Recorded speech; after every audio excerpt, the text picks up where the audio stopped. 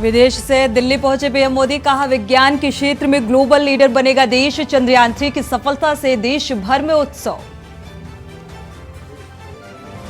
बेंगलुरु में इसरो वैज्ञानिकों से पीएम मोदी ने की मुलाकात, किए कई बड़े ऐलान, कहा चंद्रयान-2 के पद चिन्हों वाली जगह कहलाएगी तिरंगा पॉइंट। मदुरै हादसे पर सीएम योगी ने जताया शोक, सिलेंडर ब्लास्ट होने के बाद कोच में लगी थी आग, 10 की मौत, 2-2 लाख की आर्थिक मदद का ऐलान। एमपी में शिवराज मंत्रिमंडल विस्तार, 3 विधायक राजेंद्र शुक्ला, गौरीशंकर अवबी सिंह और राहुल लोधी ने ली मंत्री पद की शपथ। प्रधानमंत्री आवास योजना ग्रामीण के तहत उत्तराखंड को आवास आवंटित, 33,558 अतिरिक्त आवास की मिली सौगात। सीएम धामी ने पीएम से किया था अनुरोध। मुजफ्फरनगर में शिक्षिका की शर्मसार करतूत, और मुस्लिम छात्र को कक्षा के अन्य छात्रों से लगवाया थप्पड़, वीडियो वायरल होने के बाद शिक्षिका पर मुकदमा दर्ज। आप देख रहे हैं के न्यूज, खबरों का सारथी। नमस्कार, आप देख रहे हैं के न्यूज, मैं हूं आपके साथ सूरी चौहान। देश की बात में आपका स्वागत है। प्रधानमंत्री नरेंद्र मोदी 4 दिवसीय विदेश यात्रा पूरी कर आज भारत लौट आए। प्रधानमंत्री का विमान नई दिल्ली की बजाय सीधे बेंगलुरु में उतरा और यहां पीएम मोदी ने चंद्रयान-3 की चांद पर ऐतिहासिक सॉफ्ट लैंडिंग को सफल बनाने वाले वैज्ञानिकों से मुलाकात करने और भारतीय अंतरिक्ष अनुसंधान संगठन पहुंचे। यहां उन्होंने चंद्रयान-3 मिशन में शामिल इसरो प्रमुख एस सोमनाथ और टीम के अन्य वैज्ञानिकों से मुलाकात की। साथ ही 23 अगस्त को चंद्रमा पर चंद्रयान-3 की सफल लैंडिंग के लिए उन्हें बधाई भी दी। और इस दौरान पीएम मोदी ने चंद्रयान मिशन की सफलता को लेकर ऐलान भी किए कि प्रधानमंत्री नरेंद्र मोदी ने बेंगलुरु में चंद्रयान-3 की लैंडिंग साइट को शिव शक्ति नाम दिया है। वो इसरो के वैज्ञानिकों से मुखातिब हुए और जिन्होंने चांद तक पहुंचाया भारत को, और गले मिलकर इस बात की बधाई भी दी। वहां पहुंचे जहां कोई नहीं पहुंचा था। हमारा प्रज्ञान लगातार चंद्रमा पर अपने पद चिन्ह छोड़ रहा है। अलग अलग कैमरों से ली गई जो तस्वीरें अभी रिलीज हुई और मुझे देखने का सौभाग्य मिला, वो अद्भुत है। मानव सभ्यता में पहली बार, धरती के लाखों साल के इतिहास में पहली बार उस स्थान की तस्वीर मानव अपनी आंखों से देख रहा है।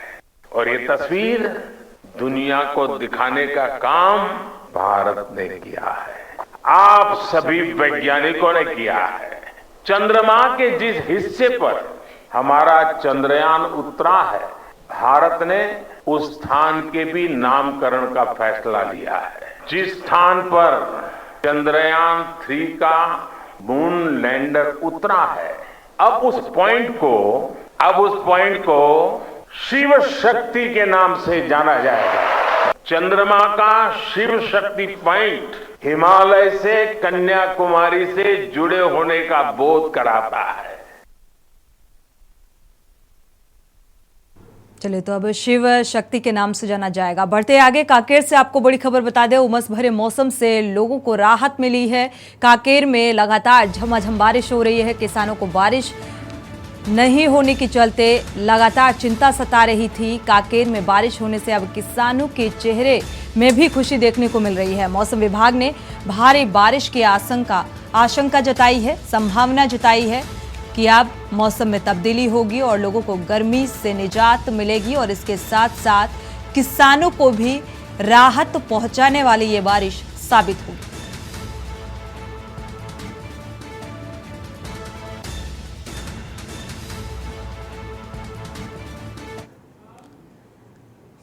रुक करते हैं अगली खबर का। बीजापुर से बड़ी खबर, सर्चिंग के दौरान जन मिलिशिया सदस्य गिरफ्तार हुए हैं। आवापल्ली थाना और सीआरपीएफ 229 का संयुक्त कार्रवाई की गई और इस दौरान एक माओवादी को भी गिरफ्तार किया गया। चेरकोडी के ग्रामीण की हत्या में ये माओवादी शामिल थे।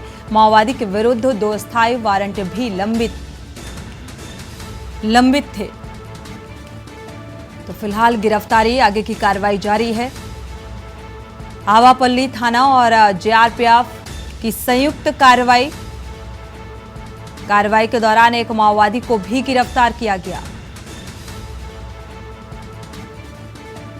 तो चेरकोडी के ग्रामीण की हत्या में ये माओवादी शामिल था, जिसकी गिरफ्तारी की गई है। माओवादी के विरुद्ध 2 स्थायी वारंट पहले से लंबित पड़े हुए थे। बीजापुर से आपको खबर बता रहे हैं, सर्चिंग के दौरान जन मिलिशिया सदस्य की गिरफ्तारी। तो सीआरपीएफ की संयुक्त कार्रवाई और एक माओवादी को इस बीच गिरफ्तार किया गया।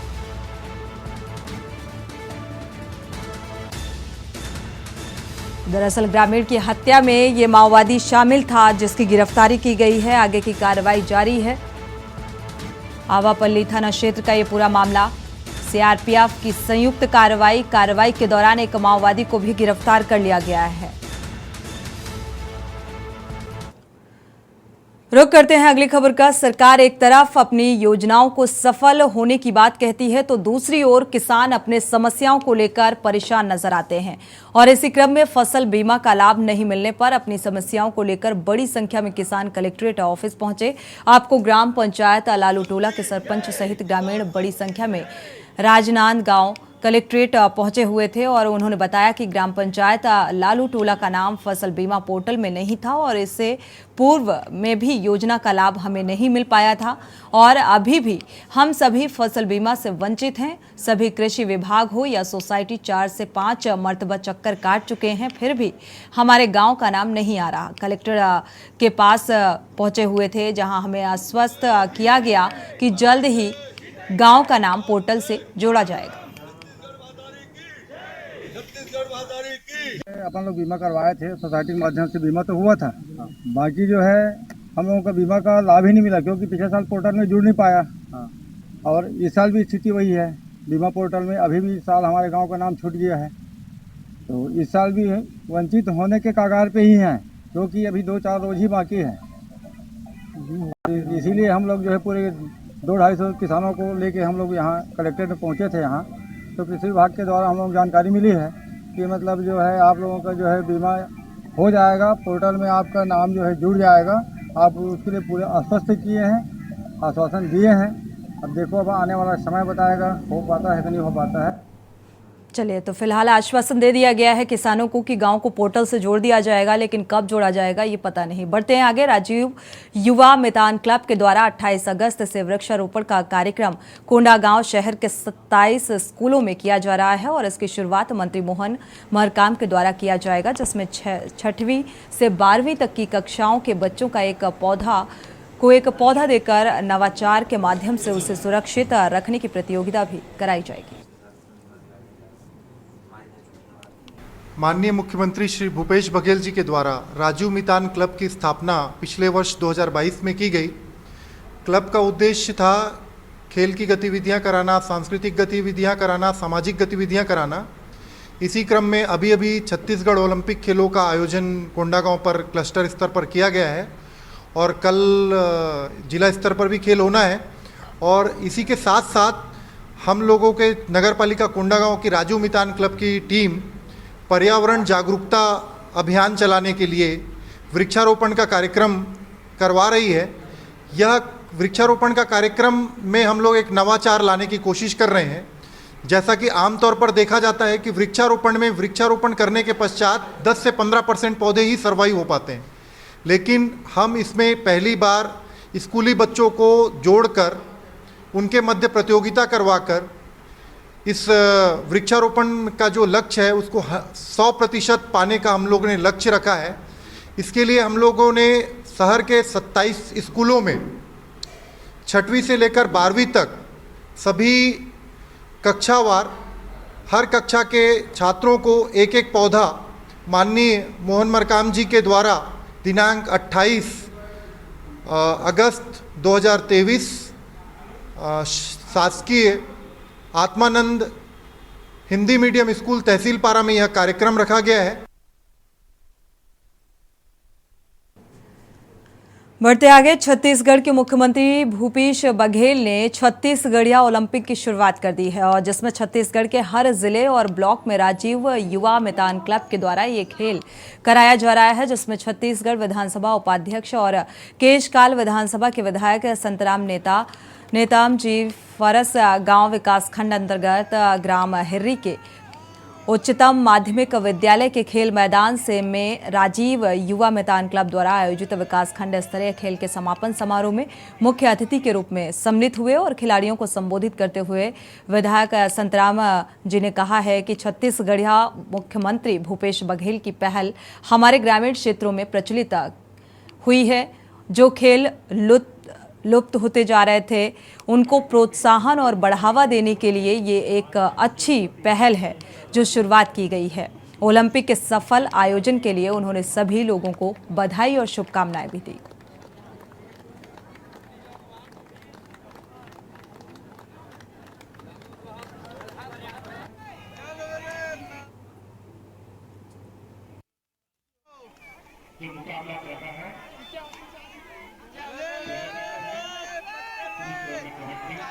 भी किया गया। बढ़ते आगे खबर कबीरधाम से है, जहां एक सरकारी स्कूल सरकार की विकास कार्यों की पोल खुलती नजर आ रही है। आपको बता दें कि कबीरधाम जिले के पंडरिया गांव में 572 बच्चे जर्जर स्कूल भवन में बैठकर अपना भविष्य गढ़ने को मजबूर हैं और इन बच्चों को आए दिन किसी न किसी अनहोनी की घटना का डर लगा रहता है। और यही नहीं, स्कूल परिसर में शौचालय की भी कमी देखी जा रही है, जिसके चलते छात्र छात्राएं खुले में शौच करने को मजबूर हैं।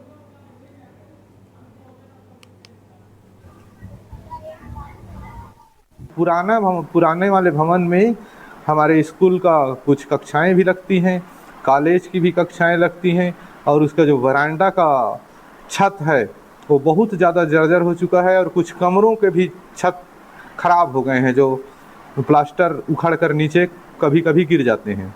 हमारे द्वारा प्रशासन को जानकारी दी गई है और हम लोग हमारे मतलब समिति जो है शाला प्रबंधन समिति की बैठे थे और विचार करके हम लोग प्रशासन को जानकारी दिए हैं।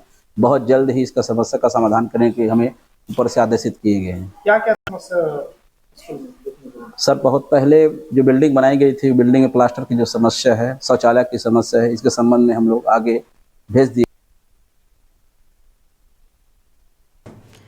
रुक करते हैं अगली खबर का। कोंडागांव जिले के ब्लॉक केशकाल से गुजरने वाली राष्ट्रीय राजमार्ग 30 साल का हाल आज तक बेहाल हो गया है, क्योंकि 30 साल का वक्त गुजर जाने के बाद भी आज भी हालात जस के तस नजर आ रहे हैं। और ये तस्वीरें बयां कर रही हैं जो आप देख रहे हैं टीवी स्क्रीन पर। गड्ढों के साए में पूरी सड़क धूल के गुबार उठते हुए नजर आ रहे हैं, जिससे स्थानीय लोगों को स्वास्थ्य की भी चिंता अब सताने लगी है। छत्तीसगढ़ के केशकाल विधानसभा से गुजरने वाली राष्ट्रीय राजमार्ग 30 का हाल आज भी बेहाल नजर आ रहा है और लोग इसी रास्ते जाने को मजबूर हैं। अक्सर रुमाल बांधकर लोग यहां से गुजरते हैं और डर हमेशा बना रहता है कि कहीं अस्थमा जैसी सांस की खतरनाक बीमारी ना हो जाए। आपको बता दें कि इस नेशनल हाईवे पर आम नागरिकों को से लेकर बड़े बड़े अधिकारी हों या जनप्रतिनिधि हों, रोजाना यहां से गुजरते हैं और इनकी नज़र इस ओर पड़ती भी होगी, लेकिन इसको लेकर कोई पहल नहीं की जा रही।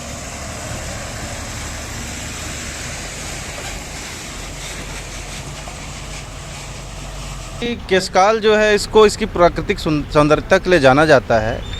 काफ़ी पर्यटक यहाँ पे आते हैं, लेकिन अभी पिछले कुछ वर्षों में लगातार हमने देख रहे हैं 8-10 वर्षों से कि जो केशकाल की जो रोड की स्थिति होती है, बारिश के दिनों में कहें चाहे गर्मी के दिनों में कहें, धूलों का अंबार लगा रहता है। आने जाने वाले यहाँ के लोकल जो रहवासी हैं उनको काफ़ी परेशानियों का सामना करना पड़ रहा है। घरों में धूल का भवंडर सा घुस रहा है कि विगत 2 महीने से केशकाल नगर पंचायत के बीच से जो सड़क गुजरती है राष्ट्रीय राजमार्ग 30 की, वो धूल से भरी हुई है और जिससे खासकर जो अस्थमा के मरीज हैं और आसपास जो दुकानें हैं उनको बहुत तकलीफ़ हो रही है। और यहाँ पर सामुदायिक स्वास्थ्य केंद्र में भी आप जाकर पूछ सकते हैं, रोज़ अस्थमा के मरीजों की संख्या बढ़ती जा रही है। उसकी वजह एकमात्र वजह है रोड के धूल। क्या कितने सांसद है, क्या है पूरा बताएंगे? अब छत्तीसगढ़ में भाजपा के 9 सांसद हैं, लेकिन क्या वो सांसद सो रहे हैं? विगत 5 सालों से जो है बाईपास, राष्ट्रीय राजमार्ग में बाईपास का निर्माण नहीं हो पाया केशकाल का। एक भी सांसद ने क्या केंद्रीय मंत्री नितिन गडकरी जी को पत्र लिखा है क्या, या ये मुद्दा लोकसभा में उठाया है क्या? बढ़ते आगे, छत्तीसगढ़ के मुख्यमंत्री भूपेश बघेल ने छत्तीसगढ़िया ओलंपिक की शुरुआत की है, जिसमें छत्तीसगढ़ के हर जिले और ब्लॉक में राजीव युवा मैदान क्लब के द्वारा ये खेल कराया गया। खेल प्रतियोगिता का आयोजन किया गया, जिसमें छत्तीसगढ़ विधानसभा उपाध्यक्ष और केशकाल विधानसभा के विधायक संतराम नेता फरसगांव विकासखंड अंतर्गत ग्राम हिर्री के उच्चतम माध्यमिक विद्यालय के खेल मैदान में राजीव युवा मैदान क्लब द्वारा आयोजित विकासखंड स्तरीय खेल के समापन समारोह में अतिथि के रूप में शामिल होने के लिए पहुंचे और खिलाड़ियों को संबोधित करते हुए विधायक संतराम जी ने कहा कि छत्तीसगढ़िया मुख्यमंत्री भूपेश बघेल की पहल पर हमारे ग्रामीण क्षेत्रों में प्रचलित खेल जो विलुप्त होते जा रहे थे उनको प्रोत्साहन और बढ़ावा देने के लिए एक बेहतर पहल है। ओलंपिक की ये शुरुआत की गई।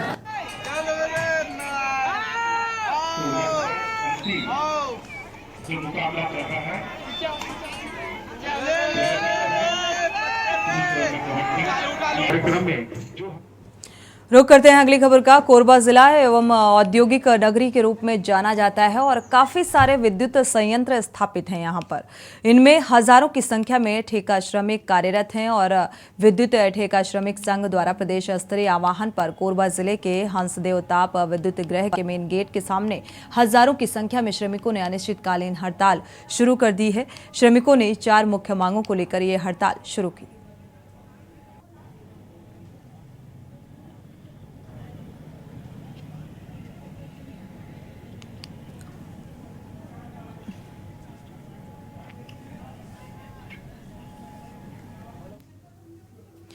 और इसी बीच अहम खबर से आपको रूबरू करा दें। मुरैना से खबर, कांग्रेस के प्रतिपक्ष नेता गोविंद सिंह का बयान सामने आया है। शहरी युवाओं को लप्पू झन्ना बताया है।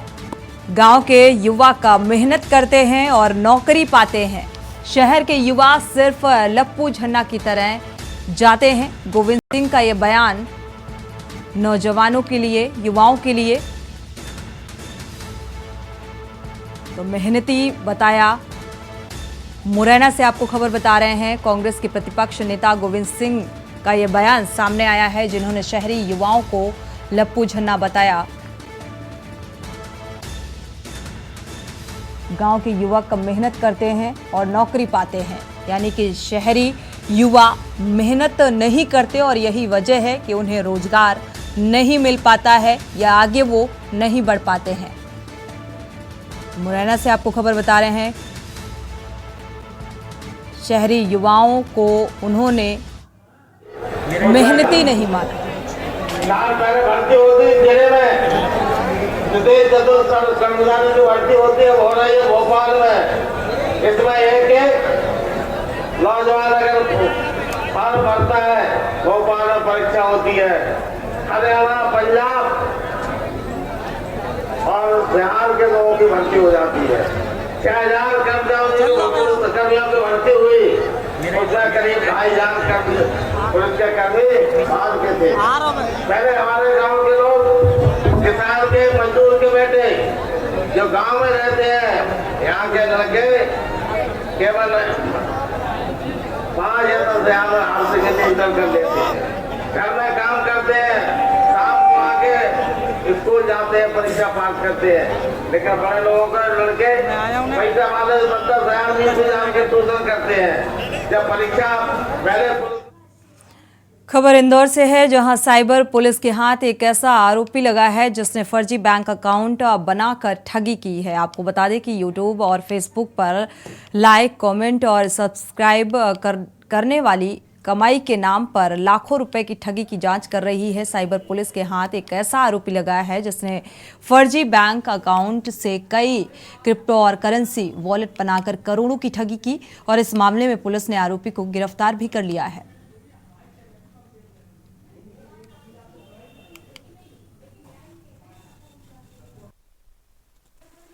देखिए, राज्य साइबर सेल में एक निजी कंपनी के प्रोजेक्ट मैनेजर ने एक शिकायत दर्ज कराई थी कि उनको टेलीग्राम जो सोशल मीडिया प्लेटफॉर्म है उस पर यूट्यूब पर लाइक बढ़ाने और दूसरे साइट्स पर लाइक बढ़ाने के नाम पर आकर्षित किया गया और फिर वहां पर उनसे लगभग 2,62,000 रुपए की ठगी हुई थी।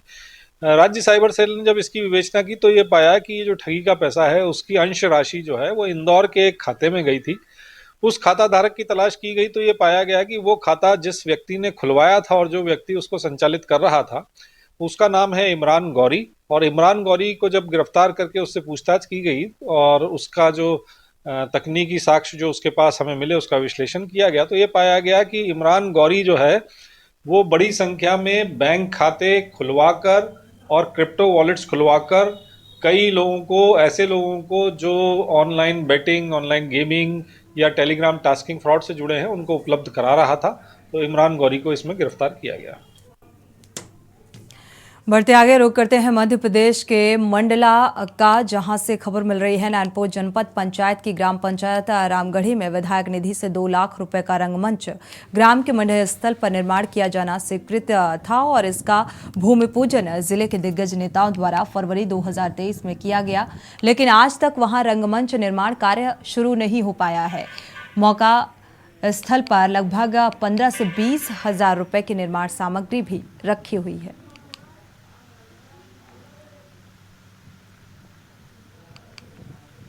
मटेरियल हमारा गिट्टी रखा है, सीमेंट रखा है, रेत रखा है, ईंट रखे हैं, लोग भी रखे, पर अभी लोग यहाँ नहीं रखे हैं, दूसरी जगह रखे हैं कि नहीं। पूरे सामान बुला के सीमेंट अब खुला में तो रखेंगे नहीं, है कि नहीं। जहाँ व्यवस्था है वहाँ बनाते गए हैं, रखते गए हैं, जैसे लेबर मिलेंगे हम लोग उसका भी काम स्टार्ट कर देंगे। ये है अभी तो वहाँ कोई तो निर्माण कर दिया है सर, कोई वो तो हुआ नहीं है, नींव वगैरह कुछ खुदाई वगैरह नहीं, तो उसमें देखो उधर किनारे मक्का लगे हैं, तो भाई सब लोगों का, मोहल्ले वालों का कहने का सामने हम उसको खींच के बना रहे हैं, तो इधर रोड किनारे आ रहा है, तो उनसे जिसकी उधर फंस रही है तो उनसे बात हो चुकी है, बैठो कह रहे हैं कि थोड़ा खिसका लेंगे भैया, अगर 15-20 मक्का के पेड़ निकल भी रहे हैं तो कोई बात नहीं है, ऐसा बोल रहे हैं। जी क्या कहना चाहते हैं? इसमें ये है कि हम देखेंगे, निरीक्षण करेंगे, है ना, उसमें क्या क्या स्थिति है, पैसा निकला नहीं निकला है, क्या क्या सामग्री लिए हैं, इसके बाद ही पता चल पाएगा, है ना।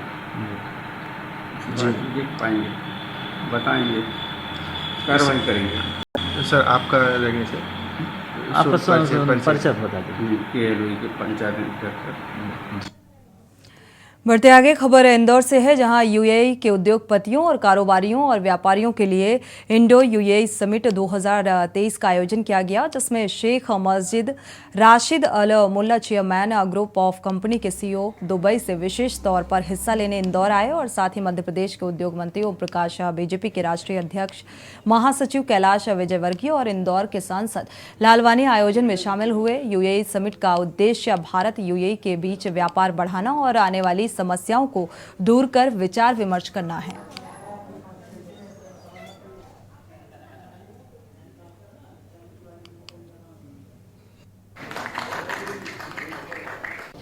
India UAE business awards and collaboration ही हो रहा है।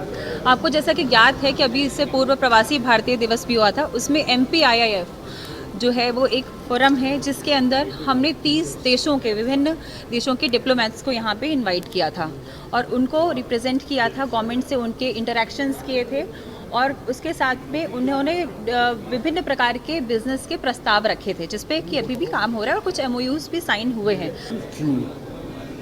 धीरे धीरे कम हो रहा है। पूरी दुनिया में सोर्स ऑफ एनर्जी हाइड्रोजन पे और green hydrogen, blue hydrogen, yellow grey hydrogen, इन 3 हाइड्रोजन पे शिफ्ट होने वाला है। बढ़ते आगे इंदौर में पूर्व विधायक सुदर्शन गुप्ता के टिकट को लेकर बीजेपी कार्यकर्ताओं के विरोध पर बीजेपी राष्ट्रीय महासचिव कैलाश विजयवर्गीय ने कहा है कि बीजेपी के पास कार्यकर्ता बहुत हैं, कांग्रेस की तुलना में 3 गुना और 4 गुना कार्यकर्ता हैं। किसी कोने में 5 से 10 कार्यकर्ता शोर कर दें तो आप उनसे ये कहें कि बीजेपी का कार्यकर्ता विरोध कर रहे हैं, ये बिल्कुल नहीं है। मैं पूरे प्रदेश में घूम रहा हूँ और बीजेपी के कार्यकर्ता बहुत आत्मविश्वास के साथ आने वाले चुनाव का सामना करेंगे और हम 2/3 बहुमत के साथ सरकार बनाएंगे। चंद्रयान 3 की सफलता पर कैलाश विजयवर्गीय ने कहा है कि भारत की बहुत बड़ी सफलता है, विशेषकर स्पेस के क्षेत्र में सफलता मिली है। प्रधानमंत्री नरेंद्र मोदी ने कहा कि भले ही भारत ने चंद्रयान 3 पहुंचाया है, लेकिन इसका लाभ पूरी दुनिया को मिलेगा। वसुधैव कुटुंबकम के सूत्र के माध्यम से उन्होंने पूरी दुनिया को विश्वास दिलाया है कि भारत भले ही चांद पर पहुंच गया है, लेकिन इसका लाभ पूरे विश्व को मिलेगा।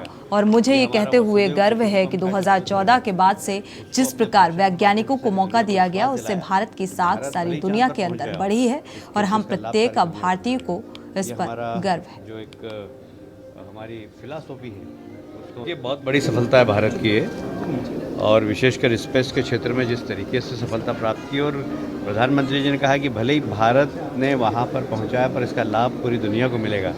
ये हमारा वसुधैव कुटुंबकम का जो सूत्र है उसको अपने भाषण के माध्यम से सारी दुनिया को विश्वास दिलाया कि भारत भले ही चांद पर पहुँच गया हो किंतु इसका लाभ सारी दुनिया को मिलेगा। ये हमारा जो एक हमारी फिलॉसफी है उसको उन्होंने अवगत कराया, और मुझे ये कहते हुए बहुत गर्व है कि 2014 के बाद से जिस प्रकार दुनिया में वैज्ञानिकों को मौका दिया गया, अवसर दिया गया, उससे भारत की साख सारी दुनिया के अंदर बड़ी है और हम प्रत्येक भारतीय इसमें गौरवशाली हैं। खबर रोहतक से है, जहां हरियाणा सरकार भ्रष्टाचार खत्म करने के बड़े बड़े दावे करती है, वहीं सरकारी विभागों में कार्यरत कर्मचारी सरेआम घूस ले रहे हैं। 2 बड़े रिश्वत लेने के मामले सामने आए। यहां एक मामला रोहतक से है, जहां सीएम फ्लाइंग टीम के करीब 3 लाख रिश्वत लेते हुए आरटीओ ऑफिस के अतिरिक्त सचिव को गिरफ्तार किया गया। दूसरा मामला रेवाड़ी जिले का है, जहां हरियाणा पुलिस के एक कांस्टेबल को 2 लाख की रिश्वत लेते हुए एंटी करप्शन ब्यूरो की टीम ने रंगे हाथों पकड़ लिया है।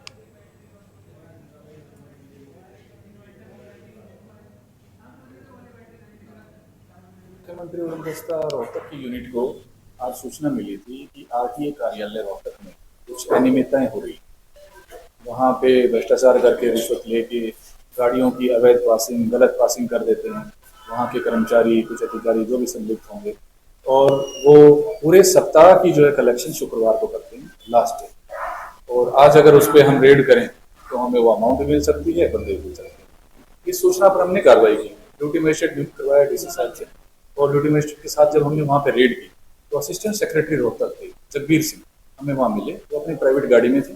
उनके पास से हमें अमाउंट मिली 2,89,500 रुपये थे, जिनको काउंट किए, और उसका उन्होंने कोई जवाब नहीं दिया। खबर औरंगाबाद से है, जहां बीजेपी के प्रदेश अध्यक्ष सम्राट चौधरी के काफिला में नियम को ठेंगा दिखाते हुए मोदी लिखा नंबर प्लेट वाला एक 4 व्हीलर वाहन दिखा। ये वाहन तो सिर्फ एक बानगी भर है, और ऐसे कई वाहन सड़कों पर दौड़ रहे हैं जिन पर नंबर के जगह नाम लिखा हुआ है, जिन पर कोई कार्रवाई जिला परिवहन विभाग द्वारा नहीं की जा रही है, और इसके कारण इस तरह के नंबर प्लेट वाले वाहन सड़कों पर फर्राटे भरते हुए नजर आते हैं। बिहार के मुख्यमंत्री नीतीश कुमार भी विभागों की समीक्षा करते हैं, लेकिन उनकी समीक्षा का भी असर नहीं दिखाई देता। सड़कों पर धड़ल्ले से नाम लिखे नंबर प्लेट वाले वाहन दौड़ रहे हैं। जिले के वरिया आरजेडी नेता शंकर यादवेंदु ने कहा है कि सरकार को बदनाम करने के लिए इस तरह का कृत्य किया जा रहा है।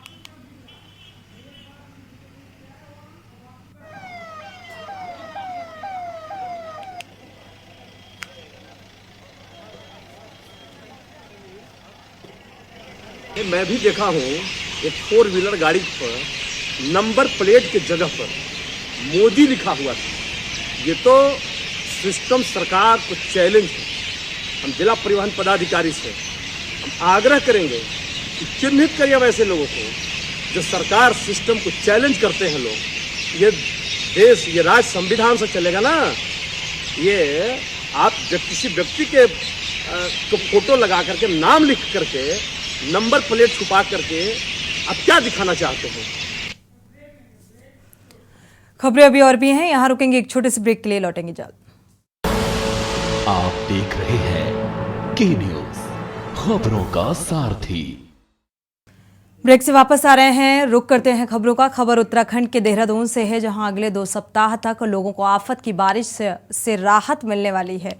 मौसम विभाग ने मौसम सामान्य रहने का पूर्वानुमान जारी कर दिया है। मौसम विभाग के निदेशक विक्रम सिंह का कहना है कि आने वाले तकरीबन 8 से 10 दिन तक मौसम सामान्य रहेगा, अच्छी धूप रहेगी और कुछ एक स्थानों पर हल्की से मध्यम बारिश होगी। और मौसम विभाग के निदेशक ने पहाड़ की यात्रा करने वालों के लिए, 4 धाम यात्रा पर जाने वाले लोगों को मौसम की चिंता न करने की भी बात कही। उनका कहना है कि मौसम साफ है, जो भी यात्रा करना चाहता है वो कर सकता है।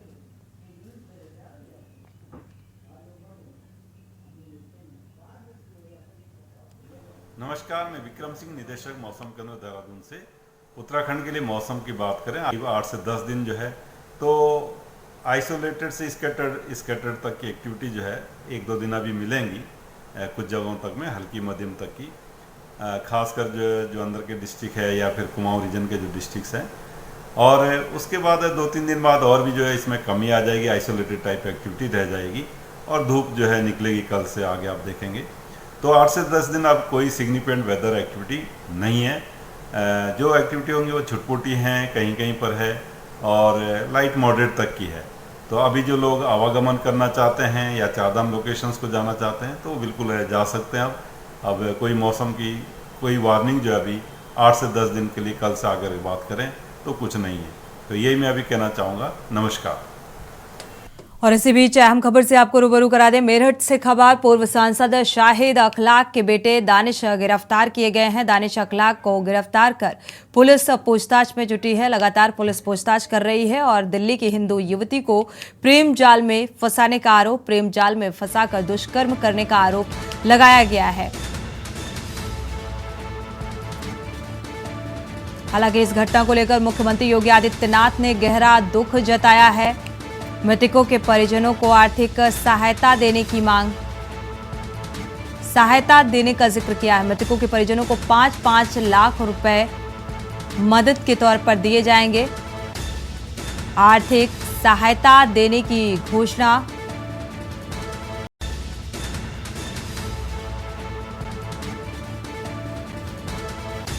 तो इंजन ठीक करते हुए ये 3 किसान उतरे थे जिनकी मौत हो गई। खानपुर थाना क्षेत्र के जाडौल गांव का ये मामला। बुलंदशहर में कुएं में 3 लोगों की मौत का मामला सामने आया। हालांकि आर्थिक मदद देने का ऐलान किया गया है। इस घटना को लेकर मुख्यमंत्री योगी आदित्यनाथ ने भी दुख जताया है। तो मृतकों के परिजनों को आर्थिक सहायता देने की घोषणा की है। मृतकों के परिजनों को 5-5 लाख रुपए की मदद दी जाएगी। आर्थिक सहायता का ऐलान।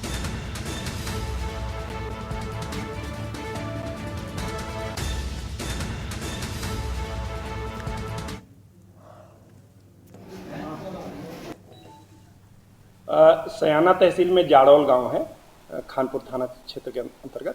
आज सवेरे 8 बजे एक किसान अपने बोरवेल में मोटर ठीक करने के लिए उतरे थे। जब उनको कोई प्रॉब्लम हुई, उन्होंने बाहर आवाज़ दी तो 2 लोग और उतरे, अनिल, हंसराज और कैलाश। और तीनों की उसमें सांस में लेने में दिक्कत आई। उनको अस्पताल लाया गया जहां डॉक्टरों ने उन्हें मृत घोषित किया है।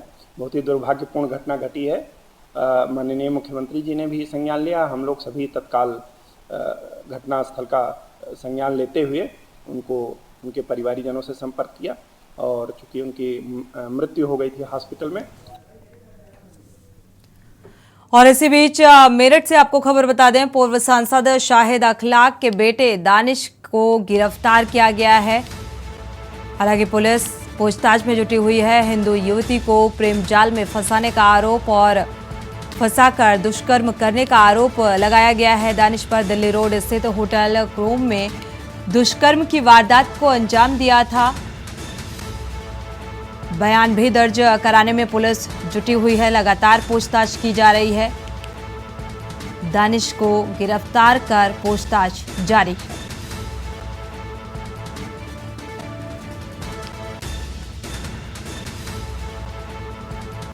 तो दिल्ली रोड स्थित होटल क्रोम में दुष्कर्म की वारदात को अंजाम देने का आरोप। फिलहाल पुलिस इस पूरे मामले को लेकर जांच पड़ताल और पूछताछ में जुटी हुई है। पूछताछ के बाद क्या कुछ निकलकर सामने आता है, उसके आधार पर आगे की कार्रवाई की जाएगी।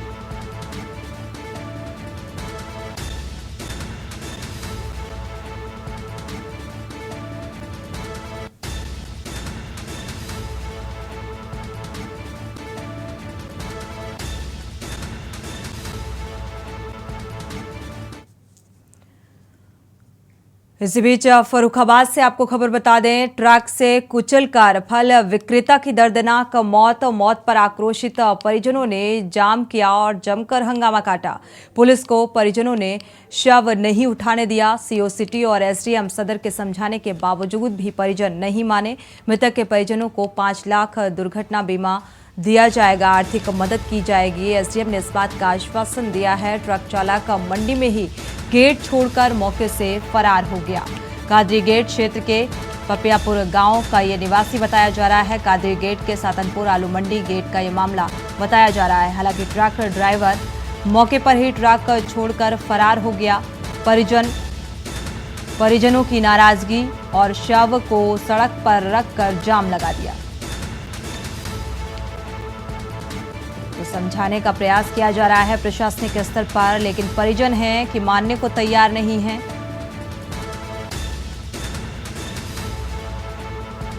तो सड़क पर शव रखकर जाम लगाया। पुलिस ने हटाने का भी प्रयास किया, लेकिन परिजन एक नहीं माने और शव को हटाने नहीं दिया।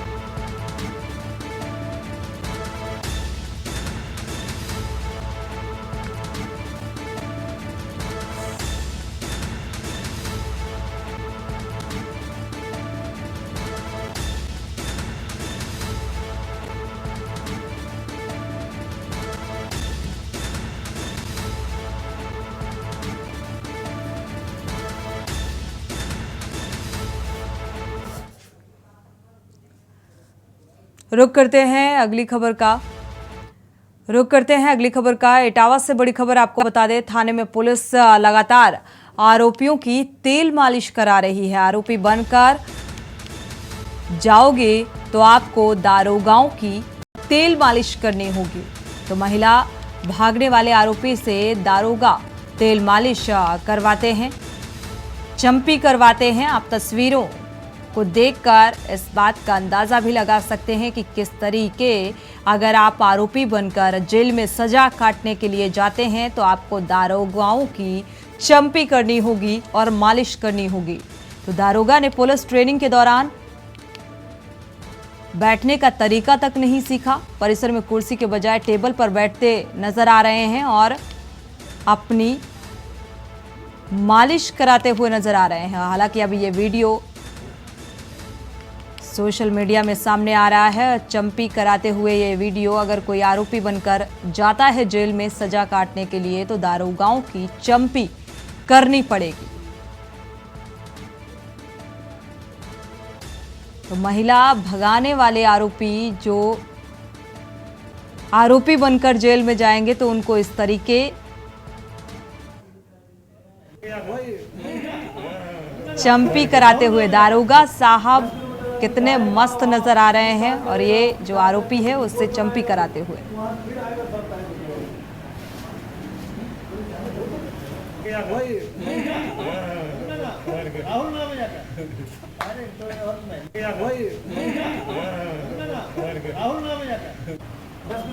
जाएगा वहाँ पूछताछ करेगा, उसकी जांच करके रिपोर्ट बनाएगा, फिर आएगा सब।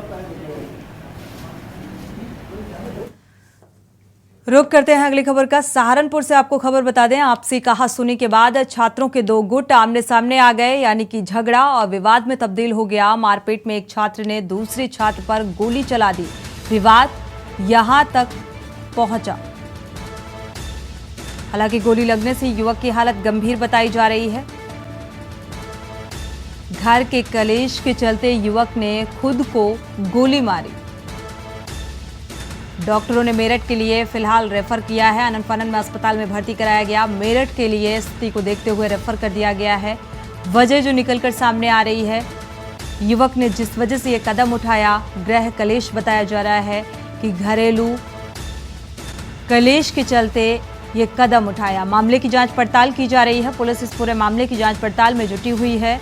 हापुड़ थाना देहात के ग्रीन वैली का ये मामला बताया जा रहा है।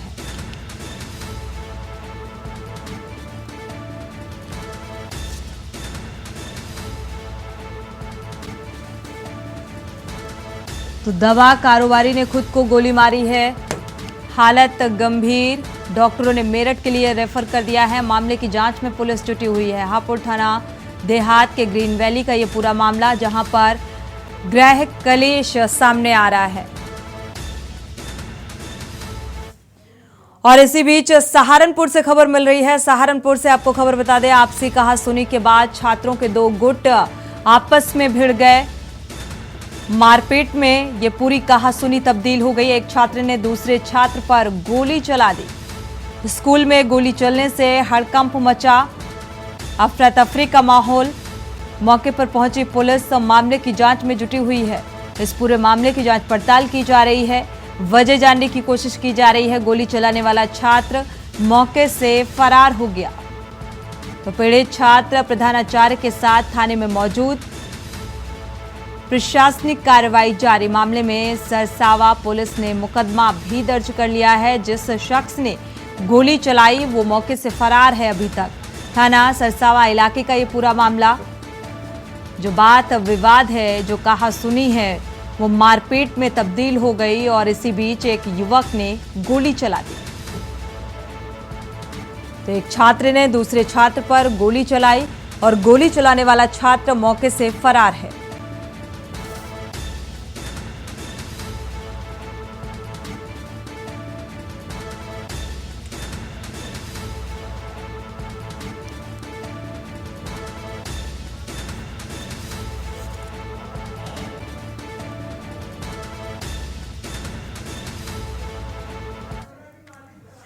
रुक करते हैं अगली खबर का। बांदा से आपको खबर बता दें, ट्रेन से टकराकर एक महिला की मौत का मामला सामने आ रहा है। रेलवे लाइन पार करते समय यह हादसा हुआ।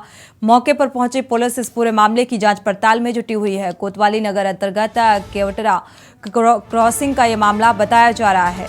बांदा से आपको खबर बता रहे हैं। रेलवे लाइन पार करते वक्त इस हादसे का शिकार इस महिला की ट्रेन से कटकर मौत हो गई। हालांकि पुलिस मौके पर पहुंची है। कोतवाली नगर अंतर्गत क्रॉसिंग का ये मामला बताया जा रहा है।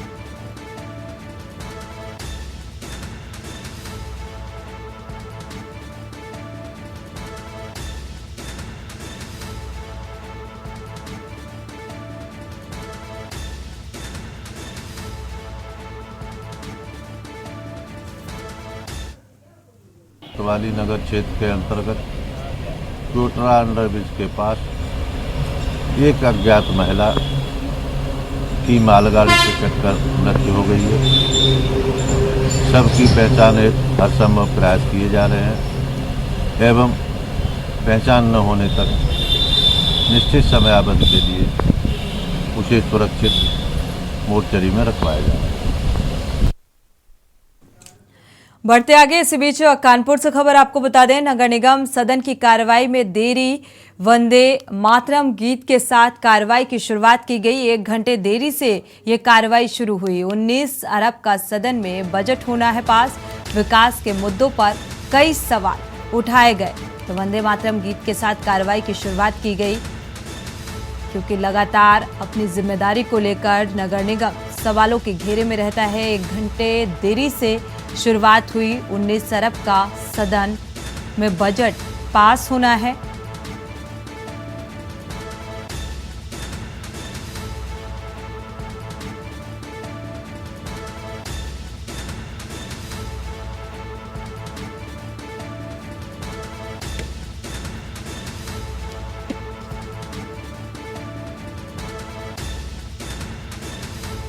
तो विकास के मुद्दों पर सवाल उठाए गए हैं। नगर निगम सदन की कार्रवाई में देरी।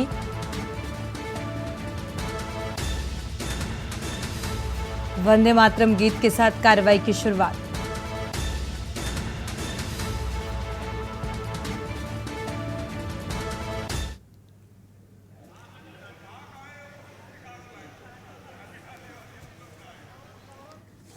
और इसी से जुड़ी हुई और एक बड़ी खबर आपको रूबरू करा दे। बारिश में सीवर लाइन सत्ता पक्ष के पार्षदों ने आरोप लगाए हैं, क्योंकि लगातार नगर निगम सवालों के घेरे में रहता है।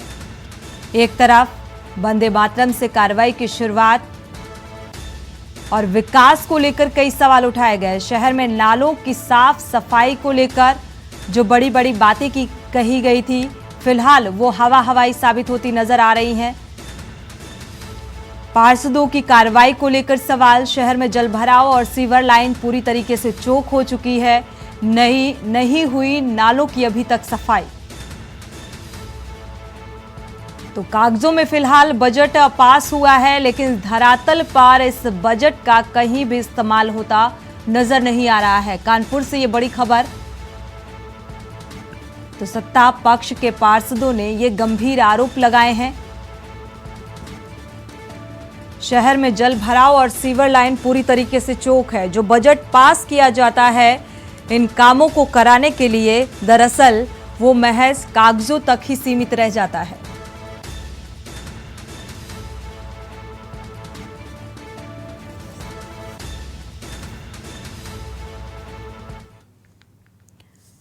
रुक करते हैं अगली खबर का। मैनपुरी के गांव अंगौथा के डाकघर में करोड़ों रुपए के घोटाले का मामला सामने आ रहा है। डाकघर का पोस्टमास्टर ग्राहकों से रकम लेकर आरडी बचत खाता और सिंगल डिपॉजिट की पासबुकों पर एंट्री करता रहा और करोड़ों रुपए का गबन करके वो गायब हो गया। पोस्टमास्टर के गायब होने के बाद लोगों ने प्रधान डाकघर जाकर जानकारी दी तो पता चला कि डाकघर में पैसा जमा होने का कोई रिकॉर्ड नहीं है। लोगों का मानना है कि करोड़ों रुपए इस घोटाले में पोस्ट मास्टर के अलावा डाकघर के अन्य कर्मचारी अधिकारी भी इसमें शामिल हो सकते हैं। मामले में अधीक्षक डाकघर ने जांच के आदेश दिए हैं।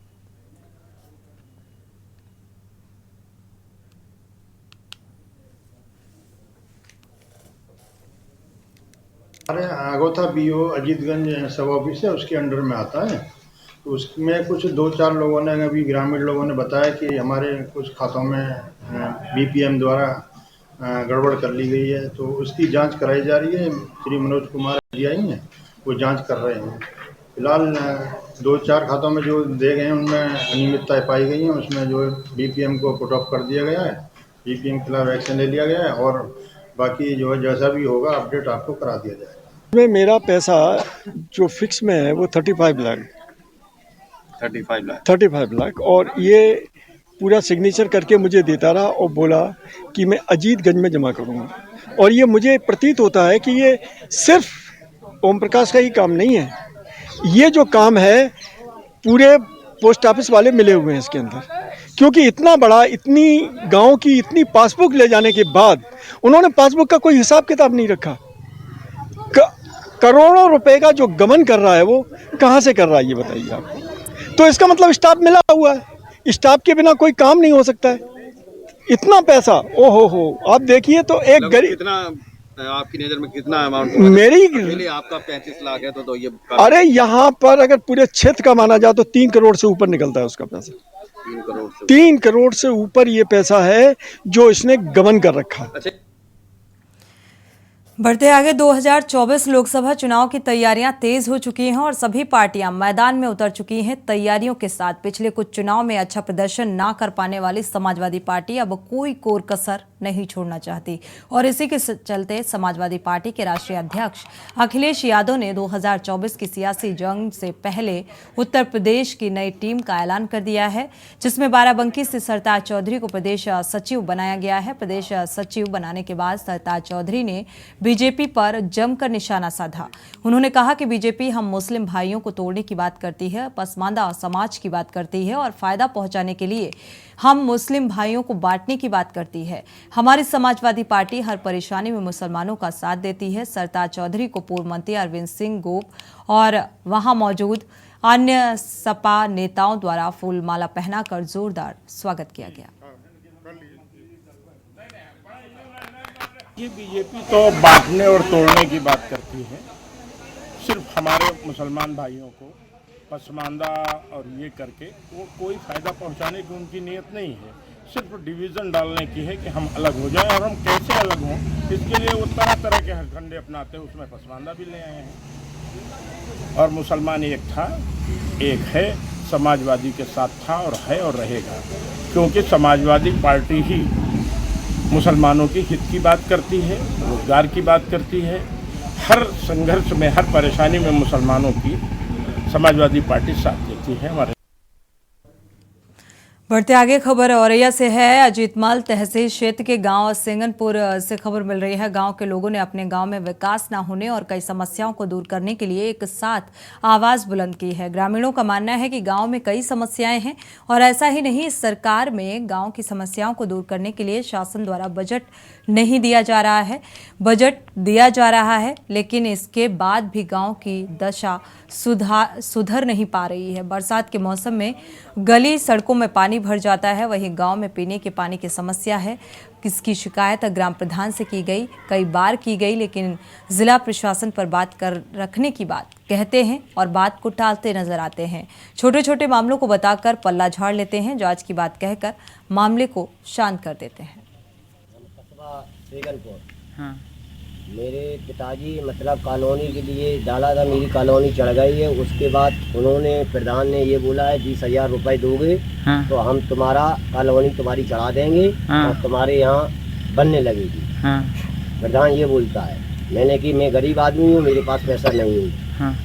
नहीं, सरकारी भी उच्च अधिकारी से करते हैं तो बोलते हैं वो प्रधान से पहले अपना दस्तखत कराओ हाँ। उसके बाद तुम्हारा मैं काम पूरा कर दूँगा। रुक करते हैं अगली खबर का। गंगा के लगातार बढ़ रहे जलस्तर के कारण तटवर्ती इलाकों में पलायन तेज हो गया है और भगवान देनपुरवा में 118 परिवारों ने गंगा बैराज मार्ग पर शरण ली है, जिसमें 22 को शिविर में पहुंचाया गया। कटरी के 11 गांवों में पानी घुसने से ग्रामीणों की चिंता बढ़ी है और डीएम के निरीक्षण के बाद व्यवस्थाओं को दुरुस्त करने का काम तेज कर दिया गया है। पहाड़ी इलाकों में वर्षा के बाद हरिद्वार और नरोरा से लगातार पानी छोड़े जाने के कारण बिठूर के तटवर्ती गाँव की मुश्किलें बढ़ रही हैं। शुक्लागंज के बीच पानी तेज होने की वजह से गांव की तरफ बढ़ा है। बिठूर के तटवर्ती गांव में पानी घुस गया। इससे ग्रामीण अपना गृहस्थी का सामान बाहर निकालकर बैराज मार्ग पर आशियाना बना रहे हैं। एडीएम वित्त राजेश कुमार ने बताया है कि गंगा के बढ़ते जलस्तर पर लगातार नजर बनाई हुई है। किसी भी विपरीत परिस्थिति के लिए तैयारी पूरी है। संबंधित अधिकारी कर्मचारी ड्यूटी पर लगे हैं और नाव के जरिए ग्रामीणों को सुरक्षित स्थानों पर पहुंचाया जा रहा है।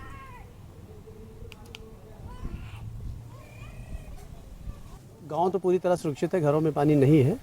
ये है कि जो किनारे किनारे के घर थे, कुछ उनके जानवर जहां बनते थे, तो उस जगह पे पानी होने की वजह से ये लोग जो है अपना बाहर आ गए हैं। और गांव में हम लोग निरीक्षण करके आए हैं, गांव में घरों के अंदर पानी नहीं घुसा है। बीच में एरिया ऊंचा एरिया है, अगल बगल तो आ गया है पानी, लेकिन घरों में अभी नहीं पानी है। हम लोग वहाँ पे तारपुलिन बांट कर आ रहे हैं। हमारी पूरी टीम है, CBO हमारे पशु चिकित्सा विभाग के हैं, तहसीलदार साहब हैं।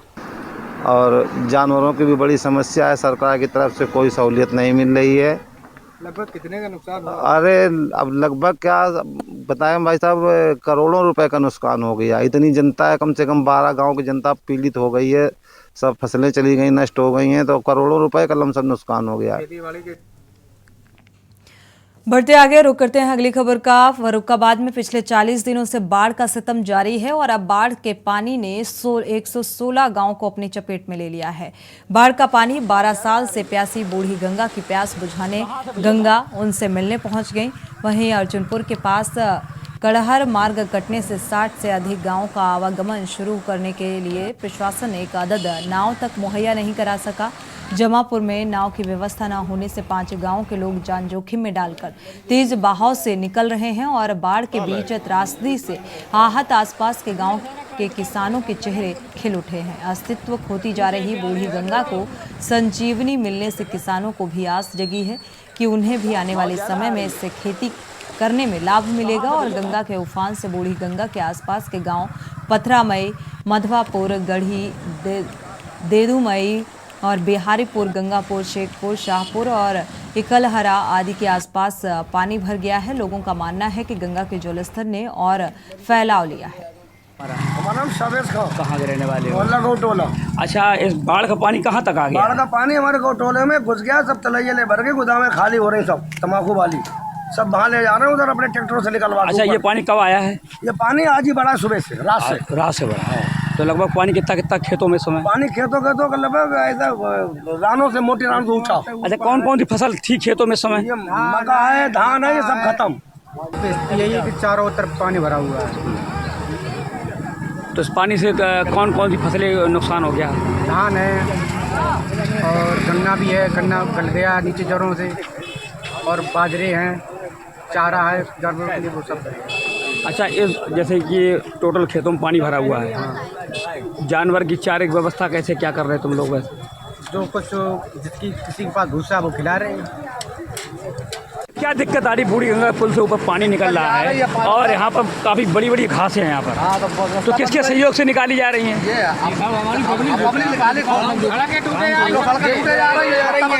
नीचे का बच्चा को भी अच्छा, कोई पुलिस प्रशासन का कोई सहयोग नहीं है? कोई नहीं आ रहा है, कोई सहयोग नहीं? कोई सहयोग नहीं है, कोई नेता आया नहीं, कोई आया नहीं, कोई भी नहीं आया ना, कोई। अच्छा, आप ही लोग मतलब घास सफा करके रोड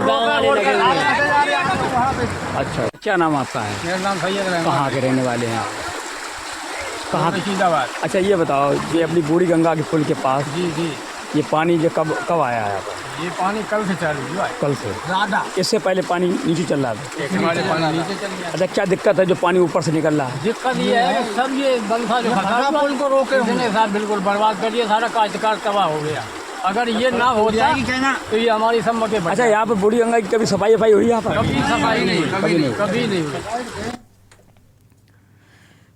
इसी के साथ बुलेटिन में फिलहाल बस इतना ही। बाकी देश दुनिया की बड़ी और अहम खबर देखने के लिए आप देखते रहिए के न्यूज़ इंडिया। नमस्कार। आप देख रहे हैं के न्यूज़, खबरों का सारथी।